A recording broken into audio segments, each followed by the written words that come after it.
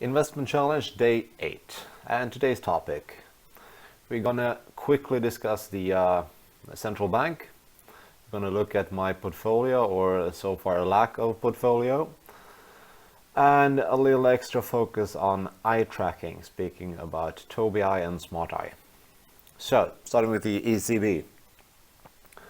Looks like for the next 9 months we will see a 60 billion euro per month quantitative easing, and this is in line, as you could read from today's market reactions. Not really much happening, but what I pick up from this from Draghi here is that it kind of sounds like he's never ever releasing the QE. This just looks like this could go on forever, and that sounds really strange. But it doesn't really look like we're gonna cut back on this in the near future. And the stock market obviously like this, so nothing really much happening there. And then the portfolio, so it's still empty. I have still not put any stocks in there. So it's 100,000 cash, and the reason you can actually see it here if you just look at this is the OMX, the Stockholm. And I was hoping to be able to pick up stocks with an OMX of about 1400, and this is just crazy. I don't want to buy up here, and this is basically how much you pay for the companies, more or less, and it's really expensive at the moment, and I think it's uncalled for.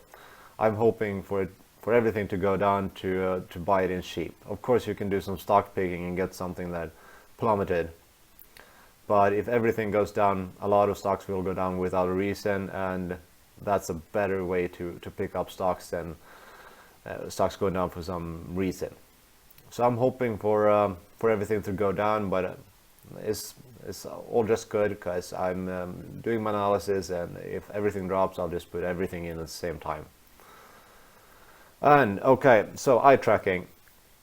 There's a lot of speak or talk about eye tracking, and I think the main reason for this is that people see a market in virtual reality, and eye tracking, more or less tracking the eye movement for different reasons. And we actually had a very recent IPO of a company called Smart Eye, and as you can see it in the graph here, it's not been trading for many days at all, and IPO'd at 67.5 and currently at 64 about. So it didn't really do the skyrocket thing that most IPOs do in Sweden. They have two different branches, so to speak. One of them is called Research Instrument, and one is called Applied Solutions. And the Research Instruments, that is more or less gathering and analyzing data on human behavior, whatever that means. And Applied Solutions, that is a software-based thing where you integrate these systems into, for example, cars.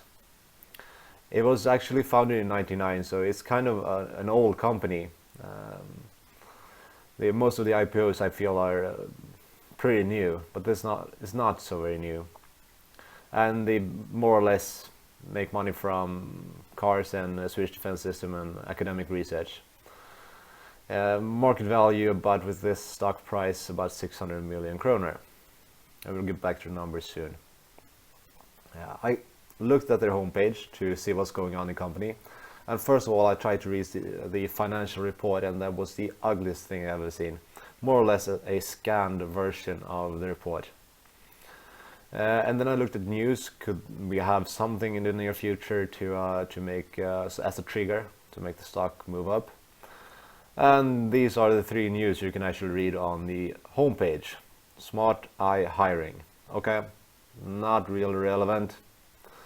Smart Eye also had a booth at an exhibition in Japan. Not really relevant either. So one news. And that's working with Drive Lab, and I've been trying to find out more about this, but I wasn't really able to. What I found out was that sometime in the near future something will happen. It doesn't really say much, so I'm not seeing what's going to make this stock move. That's a real fundamental fact. And then looking at Tobii. Tobii has 3 branches: Dynavox, Pro and Tech. Dynavox is for people with, for example, a back injury, hindering them from using a computer the normal way. For them, it's a really nice thing to be able to use your eyes to operate the computer. So more or less that is the subject of the Dynavox.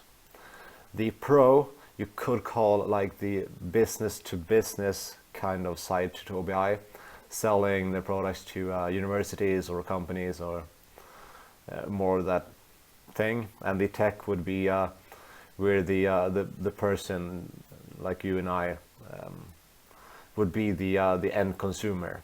So computers and virtual reality and those kind of things. Also, when I visited their homepage, they for me added a new kind of category they call gaming, and it's kind of promising. The Dynavox and the Pro, they're making money, and more or less the same amount of money that Tech is losing. So it's almost a break-even company. They're not making money in Smart Eye, they're not making money either. But I feel like Tobii has some potential here, and the Tech one is probably the biggest one, because the end consumer, I feel, is a big area for them, especially if you look at gaming. This company was also kind of recently IPO'd, and it was also kind of old company from 2001. Stock trading at 64, and that gives you a market cap of 6.3 billion. And this graph looks way different, as you can see. This actually skyrocketed. Very good turnout for the stock. So for the news here, not really much here either. They have this Acer Predator, is like this bent screen with eye tracking. That's the news. They actually went public and said we were hoping to make money in 2018. Not really what you want to hear either. And you also have some kind of integration in a couple of games like Steep and Assassin's Creed, and that's also kind of decent news. And here the companies side by side. I really like the looks of Tobii. We see the turnover is in the blue here, and it's actually increasing, and the result is the red one, so losing less and less money. So this is, to me, looks really interesting, and it's almost a billion kroner turnover here. And then this Smart Eye, not really as symmetrical turnout, and only pretty close to 50 million turnover, so 20 times smaller, and if you purely look at market cap, it's 10 times smaller. So I'm not sure about the valuation of either of these companies, to be honest with you.